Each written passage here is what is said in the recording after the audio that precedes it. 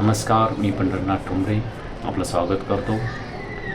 आपल्या भारत देशातील एक मोठा पक्ष ज्याने अनेक वर्ष स्वातंत्र्य मिळाल्यानंतर अनेक वर्ष सत्ता केली, एक हत्ती सत्ता ज्या राष्ट्रीय पक्षाची देशामध्ये होती, तो पक्ष आणि त्या पक्षाचे केंद्रीय पातळीपासून तर ते गल्लीपर्यंतचं जे नेतृत्व आहे ते सध्या गोंधळात आहे, अडचणीत आहे. अशी एकंदरीतच परिस्थिती सध्या आपल्या देशामध्ये, राज्यामध्ये आणि गावागावामध्ये दिसते. आणि तो राष्ट्रीय पक्ष म्हणजे काँग्रेस. जो काँग्रेस पक्ष एकेकाळी एक हाती सत्ता मिळवत होता, मात्र गेल्या 10 वर्षामध्ये काँग्रेस पक्षाची वाताहत झाल्याचे आपल्याला पाहावयास मिळालं. आणि त्याला कारणीभूत राष्ट्रीय काँग्रेस पक्षाचे नेते आहेत की भाजपाचा वाढता प्रभाव आहे. असे अनेक कारणं आपल्याला जरी समोर येत असली तरी सध्या काँग्रेस पक्ष आणि काँग्रेस पक्षाचे जे नेते आहेत ते मात्र गोंधळात दिसतात, अडचणीत दिसतात. आणि त्याला महत्त्वाचं कारण एक ठरतं, ते म्हणजे काँग्रेस पक्षाचा जो महत्त्वाचा वोटर होता, मतदार होता, त्यामध्ये मुस्लिम मतदार म्हणता येईल आणि एक दलित मतदार जो काँग्रेसपासून गेल्या काही वर्षामध्ये तुटत चाललेला आहे, वेगळा झालेला आहे. आणि त्याला कारण ठरलं MIMची एंट्री. बहुजन जो वर्ग आहे तोही हिंदुत्वाच्या नावावर भाजपाने हिंदुत्वाचा मुद्दा पुढं करत बहुजनातील जो वर्ग आहे तोही मोठ्या प्रमाणावर काँग्रेसकडून खिचून आणला. आणि दलित जो वर्ग आहे तो प्रकाश आंबेडकर यांच्या पाठीमागे मोठ्या प्रमाणावर त्यांच्या वंचित बहुजन आघाडीच्या माध्यमातून गेला. आणि इतरही राज्यामध्ये जे छोटे मोठे पक्ष आहेत ते सक्रिय असल्यामुळे काँग्रेसचा जो प्रभाव आहे तो इतर जे राज्य लेवलचे पक्ष आहेत त्यांच्यामुळे कमी झाल्याचं आपल्याला पाहावयास मिळालं. आणि काँग्रेसला ह्या छोट्या छोट्या पक्षांना सोबत घेण्यातही अपयश आलेलं आहे.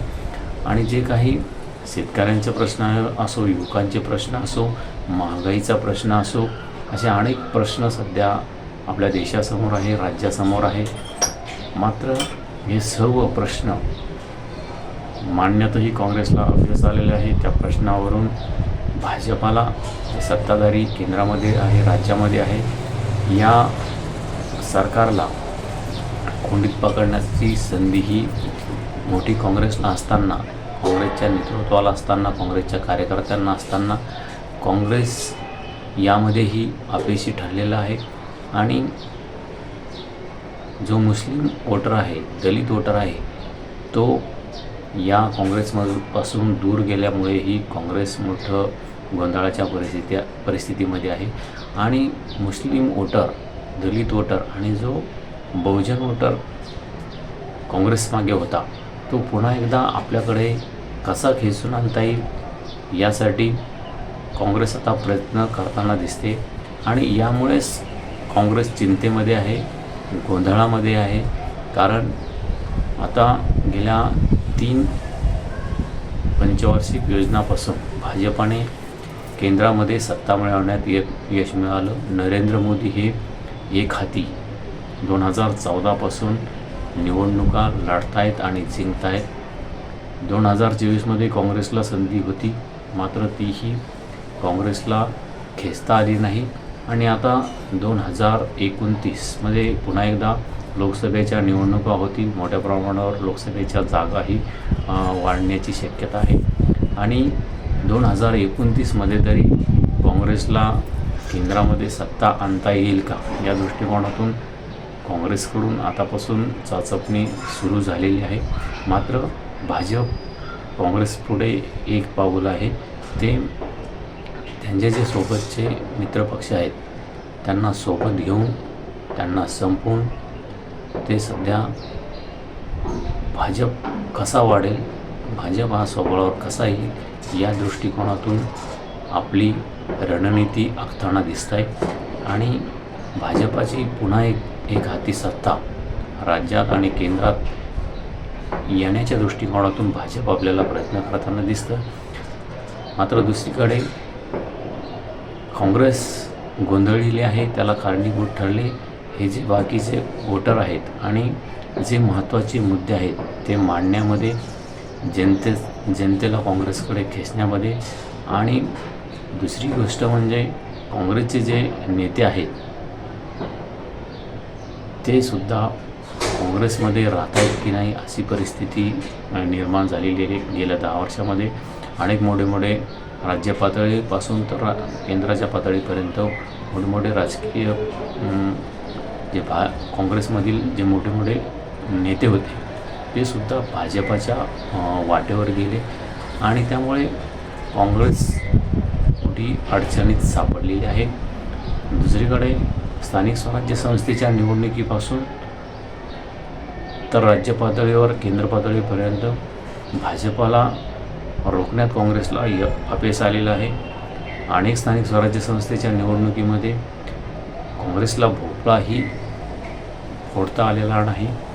संभाजीनगर असो किंवा इतर महापालिका निवडणुका असो, जिल्हा परिषदेच्या निवडणुका असो, यामध्ये काँग्रेसला 2 अंकी आकडाही गाठता आलेला नाही. अनेक ठिकाणी भोपळा मिळालेला आहे. त्यामुळे एकंदरीतच सध्या काँग्रेस अडचणीत असतानाच गोंधळात सुद्धा दिसते. जनतेचे प्रश्न आहे ते रस्त्यावर येऊन सोडायचे की शांततेच्या मार्गाने सोडायचे अशा एक प्रश्नामध्ये, अशा एका गोंधळात काँग्रेस आहे. आणि पूर्वीपासूनच काँग्रेसला रस्त्यावर उच्चारण्याची सवय नाही म्हणा, कारण नेहमीच सत्तेमध्ये असलेली काँग्रेस अचानक रस्त्यावरही उतरू शकत नाही आणि उतरली तर त्या मोठ्या प्रमाणावर काँग्रेस कार्यकर्ते रस्त्यावर उतरतीलच की नाही अशी भीतीही काँग्रेसला नेहमीच राहिलेली आहे. त्यामुळे एकंदरीतच परिस्थिती बघता काँग्रेस सध्या अडचणीत असतानाच गोंधळात सुद्धा सापडलेली आहे. आणि जे काँग्रेसचे जे प्रमुख पदाधिकारी आहेत, जे काही खासदार आहेत, जे काही आमदार आहेत, तेही छोट्या कार्यकर्त्यांना प्रतिसाद देताना दिसत नाही, पाठिंबा देताना दिसत नाही, तू लढ असं म्हणताना दिसत नाही. अशा अनेक तक्रारी काँग्रेसच्या कार्यकर्त्याकडून होत आहे.